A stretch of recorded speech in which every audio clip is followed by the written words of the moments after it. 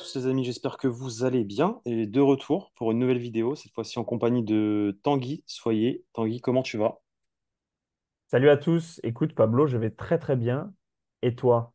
Et moi ça va très bien, c'est la deuxième fois que tu viens sur la chaîne du Journal du Réal. T'es Je content? commence à prendre mes habitudes. Ouais. Non, mais je pense que régulièrement, la saison prochaine, je vais intervenir sur la chaîne pour peut-être pour des débriefs de match aussi, pourquoi pas? On verra comment ça s'organisera. On va voir. Ça peut s'entendre, ça peut se négocier. Mais effectivement, tu vas intervenir beaucoup plus la saison prochaine. Sachez les amis que voilà, au Journal du Réal, on a chacun notre profil. Tanguy a plus un profil enquête, on va le dire comme ça en fait. Donc, tandis qu'un Guillaume, par exemple, a plus un profil analyse de match, tandis qu'un Yassir a un profil stalker sur les réseaux. Ah, il est bien plus que ça, rassurez-vous. Il est bien plus que ça. Non, mais bref, en gros, voilà, chacun a ses armes et Tanguy, qui a ce profil enquête, je pense, interviendra beaucoup pour tout ce qui est sujet mercato, sujet indiscrétion. Comme tu l'as pu faire pour la première vidéo avec les Ignoros, c'était très bien d'ailleurs. On n'a que des commentaires positifs. Donc, bienvenue à toi, une nouvelle fois. Et encore une fois, bah, du coup, je t'invite cette fois-ci pour un sujet mercato. Parce que c'est toi, c'est l'enquête, c'est Tanguy, il s'intéresse, c'est un journaliste, les gars. Tanguy, d'ailleurs, qui est au Figaro, Absolument, en alternance. absolument. En alternance, c'est ça, jusqu'au mois de novembre et plus si affinité, mais ça dépend pas que de moi. Et plus si Dieu le veut, comme dirait Cristiano Ronaldo. Mais écoute, sujet mercato, parce qu'avec toi, je voulais parler d'un sujet qui a fait débat durant ces dernières semaines. Est-ce que la stratégie du Real Madrid de ne pas avoir peur, ne pas se presser, est-ce que cette stratégie était la bonne, selon toi? On va diviser, les amis, la vidéo en trois points. Avec forcément, on va revenir sur le sujet de la défense centrale, qui est un sujet voilà, qui vous tracasse, parce que le Real Madrid a trois défenseurs, dont un blessé qui est là-bas, plus un autre qui est indésirable, qui est Vallejo. Donc compliqué pour une saison à 72 matchs. On entend, nous, les arguments qui disent le Real Madrid est fou de faire ça, etc. etc. Ensuite, on abordera pardon, le sujet Alphonso Davies. Est-ce que le Real Madrid adopte aussi la bonne stratégie pour Alphonso Davies? Et on terminera avec un petit sujet Lounine. Donc voilà, commençons par la défense centrale. Non, première question pour toi. Est-ce que le Real Madrid utilise la bonne stratégie? Moi, je pense que le Real Madrid se fait confiance et fait confiance à ses mercatos précédents. On va en parler très rapidement là, mais le sujet de la défense centrale, il est révélateur. C'est-à-dire que le Real Madrid a tout misé sur les Nioro. Comme on le disait dans une vidéo précédente, c'était le plan A et il n'y avait pas de plan B ni de plan C. On a évoqué pendant un moment Calafiori, mais c'était pas, c'était juste un tout petit intérêt. Donc, c'est ce qu'on s'évertue à dire sur notre site internet régulièrement, c'est-à-dire que le Real Madrid recrute parce qu'il voit des potentiels, parce qu'il voit des talents, et il ne recrute plus par nécessité, sauf extrême urgence, pour pallier certains postes, certains manques. Euh, donc, c'est un choix. Écoute, pour l'instant, il s'est avéré payant. Je rappelle quand même qu'en janvier dernier, quand Alaba se blesse, euh, qu'il a souffert d'une rupture du ligament croisé, au début, je me souviens que The Athletic avait évoqué le fait que le club puisse recruter un défenseur central. Finalement, ce ne fut pas le cas et le Real Madrid a terminé avec la meilleure défense du championnat et une campagne de Ligue des Champions telle qu'on l'a connue. Donc, ça peut être bénéfique.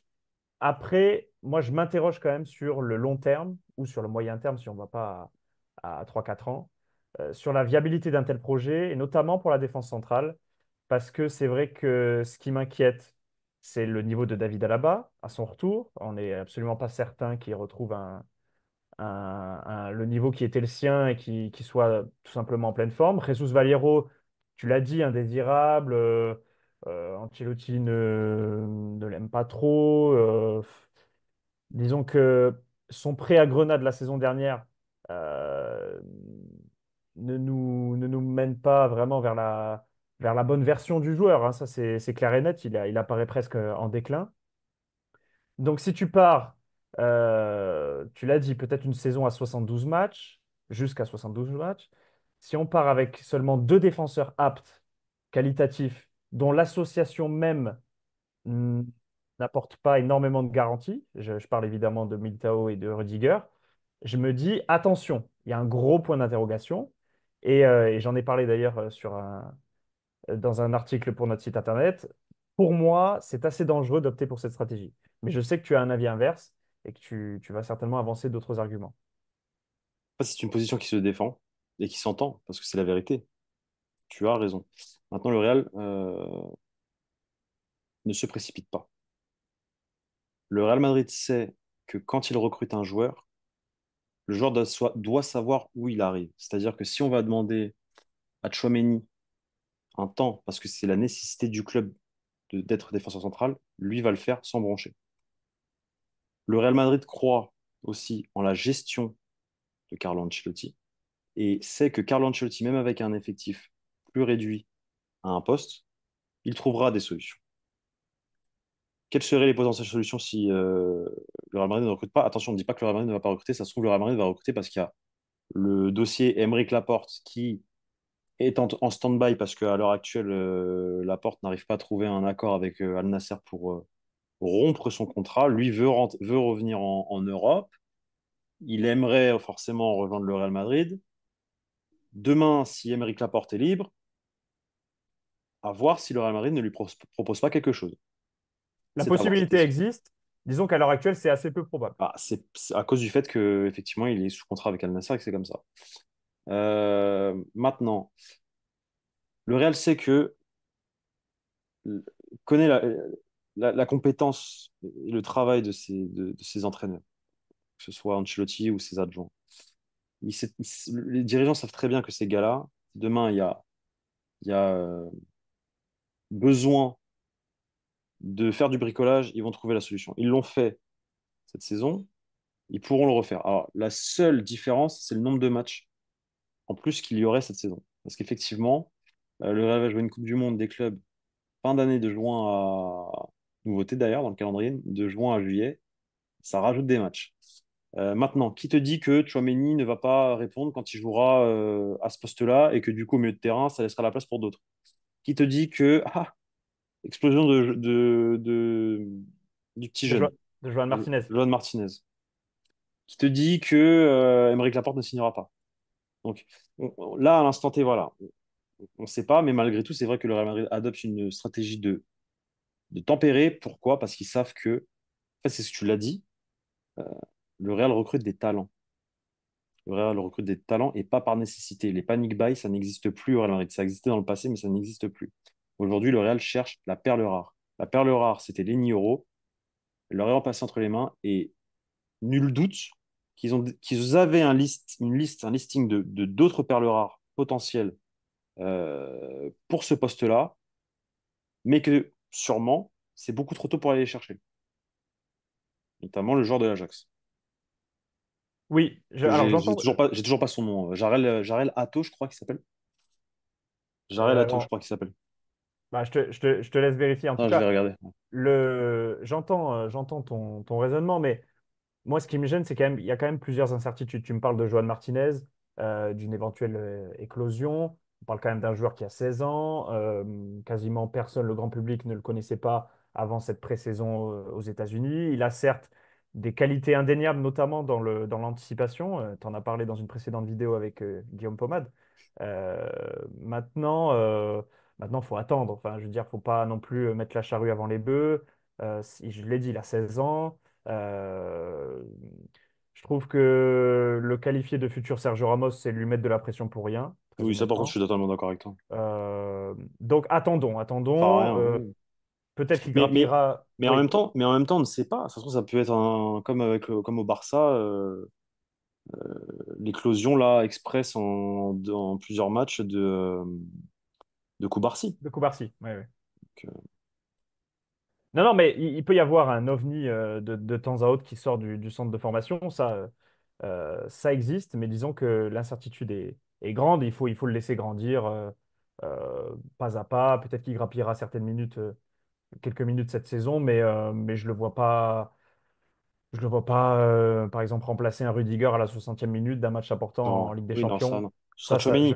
je C'est pense que ça Tchouaméni. n'arrivera pas, compte tenu de son âge, de son inexpérience et surtout de la mentalité de Carlo Ancelotti qui préfère faire confiance à une machine comme Aurélien Tchouaméni. Alors, ça tombe bien, on va ouvrir le sujet. Tchouaméni, il assure en général l'intérim en défense centrale de manière brillante. Mais moi, ce qui me gêne un peu, c'est que lui, à chaque fois, il dit ouais, mais non, mais c'est quand même pas mon poste naturel. Disons que j'aime pas trop faire ça, je dépanne, entre guillemets. Alors, évidemment, c'est un salarié du club, il fait ce qu'on lui demande, mais il faudrait quand même pas dénaturer ses qualités premières qui conviennent parfaitement au poste de numéro 6. Donc, pour moi, miser sur un Aurélien Tchouaméni en troisième option de la défense centrale la saison prochaine si David Alaba ne revient pas à son meilleur niveau, pour moi, c'est une erreur. Ça s'entend. Ça s'entend totalement. Mais moi, je suis certain que autant Chouameni n'a pas envie de jouer à ce poste-là, il fera passer le message, mais quand le coach lui dira, mais c'est là que tu vas jouer, il va le faire avec grand plaisir, malgré tout, parce que c'est un professionnel avant tout. C'est un très grand Et professionnel, tout à fait. que c'est comme on dit au JDR, c'est un boss. Voilà. Sujet suivant, on enchaîne avec Alphonso Davies. Est-ce que ça serait un échec si le Real Madrid ne recrutait pas Davies cet été, selon toi? Alors, je vais me mouiller, pour moi, oui, parce que pour une raison simple. Et la tournée américaine nous a livré cet enseignement-là il y a très très peu de temps. Et pourtant, j'étais un petit fan du joueur quand même, mais Fran Garcia, le latéral espagnol, euh, n'apporte aucune satisfaction au Real Madrid. Il enchaîne les contre-performances. La saison dernière, c'était, disons, moyen, voire très moyen. En fait, on parle d'un joueur qui se projette vraiment pas mal vers l'avant. Il a de bonnes qualités offensives, mais défensivement, ça reste très, très compliqué et très limité. Donc, quel lien avec Alphonso Davies? Ben, tout simplement le fait que pour moi, si Franck Garcia n'a pas un bon niveau, il reste que Ferland Mendy. Et faire toute la saison avec Ferland Mendy, donc on parle d'éventuellement 72 matchs, quand on sait que Ferland Mendy est assez fragile physiquement, il a déjà connu plusieurs blessures la saison L'a passée, même été. si l'a été. Il s'est endurci, c'est vrai, c'est vrai. Mais on n'est pas à l'abri d'une rechute ou tout simplement d'une blessure musculaire à force d'enchaîner les matchs. Il a tenu cette saison.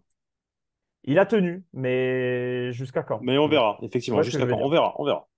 Donc pour moi, après ça dépend aussi parce qu'il y a énormément disons, d'interrogations par rapport à Davis. Est-ce que le Bayern souhaite le lâcher cet été? Est-ce qu'ils sont prêts à le perdre l'an prochain gratuitement? Ça sera un coup dur pour leur situation financière, mais on n'est pas à l'abri qu'ils prennent cette décision-là. Donc si jamais le Bayern se montre inflexible cet été, pour moi, le Real sera obligé de partir avec Fran Garcia et Ferland Mendy au poste de latéral gauche cette saison et ça risque d'être compliqué. Si le Bayern opte plutôt pour une vente cet été mais se montre gourmand, je trouve quand même que le Real Madrid pourrait aligner 35, 40, voire 45 millions d'euros. Je trouve que ça serait pas démesuré compte tenu du talent du joueur. Surtout vu que le Real n'a pas fait les 1 euros cet été. Concernant Davis, selon les informations de AS qui sont parues hier, je crois que c'était hier ou avant-hier, je ne sais plus, le Bayern est à l'instant T, serait à l'instant T ouvert aux discussions parce qu'il voit que la situation est compliquée. Il voit que la stratégie du Real Madrid a fonctionné, que Davis ne veut pas prolonger au Bayern Munich euh, et qu'il se retrouve dans une situation, c'est soit en gros le joueur est vendu cet été à prix rabais du coup, théorie, pour eux, parce que le Real Madrid ne n'ira pas plus, ou peut-être aller 5 ou 10 millions de plus, mais il n'y montera jamais à 50 millions, comme demande le Bayern Munich. Le Real propose 30. Soit c'est ça, soit dans un an, il part gratuit. Dans un an, il part gratuit. Donc, moi, je pense que le mercato est encore très long et que concernant Alphonso Davies, il va y avoir encore du mouvement. Maintenant, à la base des bases, des bases, des bases, ce qu'il faut comprendre pour Alphonso Davies, c'est que le Real Madrid ne considère pas Alphonso Davies à l'instant T comme une nécessité et pense qu'avec Fran Garcia, ça peut faire l'affaire encore une année. Et qu'ensuite, il ira chercher Alphonso Davies gratuitement. Et c'est pour ça qu'il dit en gros, Alphonso Davies, tiens une saison et ensuite je viens te chercher. Et après, à Fran Garcia, en gros, il l'aurait vendu l'année prochaine en 2025. Et c'est là où je suis en désaccord, compte tenu des performances récentes de Franck Garcia qui a montré des limites sur tous Mais, les plans. mais Euh, tu penses pas que Fran Garcia, par exemple, pour tourner en Liga, ça peut le faire et en coupe? alors, pour tourner en coupe, oui. Pour quelques rencontres de Liga face à la Lanterne Rouge ou face au bas de tableau, ça peut le faire. Mais on parle d'une saison marathon. Je ne sais pas si on se rend compte. Ouais, c'est Le vrai. Real Madrid n'a jamais connu ça dans son histoire. Euh, enfin, j'ai envie de dire, ça ne convient à personne, sauf à la FIFA et à l'UEFA, de mettre autant de rencontres. Les joueurs ne cessent de tirer la sonnette d'alarme par rapport au temps de jeu qui augmente, qui augmente, qui augmente. Et évidemment, ce ne sont pas des robots, donc ça va péter à un moment donné, pour parler vulgairement. Mais c'est comme ça. Donc on est obligé de s'habituer. Et je trouve que le Real Madrid ferait mieux de recruter Davis maintenant, quitte à mettre 40, 45 millions d'euros et à économiser sur le salaire. Parce qu'il faut savoir quand même que Davis demande un salaire mirobolant au Bayern de Munich et qu'il Et serait prêt à le faire un effort. baisser, à faire un effort et à baisser ses demandes pour venir dans la capitale espagnole. Ça aussi, Mais c'est à prendre en compte. ça, c'est à prendre en compte, mais parce qu'en fait, et c'est là où le Bayern, lui, comprend que bah, c'est mort pour Davis parce qu'il a déjà fait son choix, en fait.